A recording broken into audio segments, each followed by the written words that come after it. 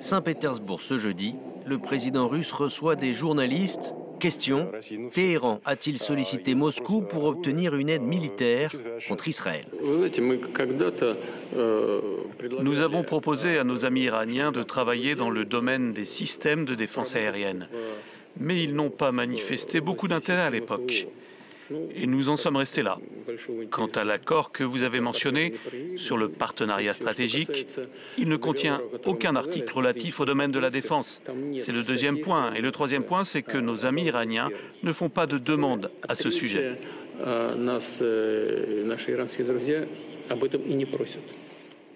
Le partenariat stratégique de 20 ans que le président évoque est un traité signé en janvier entre Moscou et Téhéran qui prévoit bien une coopération plus étroite en matière militaire, mais qui ne comporte pas de clause de défense mutuelle. La déclaration et la distance affichée par le président russe ressemblent tout de même à un abandon d'un ami en rase campagne. Mardi, l'ambassadeur iranien en Russie postait ce message sur le réseau X. En ces jours cruciaux, la grande nation d'Iran n'oubliera pas quels pays nous ont soutenus et quels pays sont restés indifférents.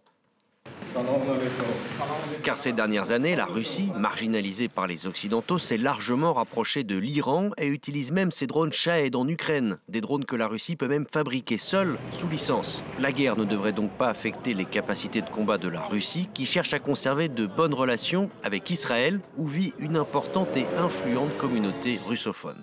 Par ailleurs, selon cet expert cité dans le New York Times, la Russie, lorsqu'il s'agit de l'Iran, doit peser la possibilité d'un affrontement avec Israël et les États-Unis, donc sauver l'Iran n'en vaut évidemment pas la peine. Vladimir Poutine sait qu'il est dans son intérêt de s'attirer les bonnes faveurs de Donald Trump. De plus, la guerre et la déstabilisation du Moyen-Orient pourraient même être une aubaine économique pour la Russie grâce à la hausse des prix du pétrole.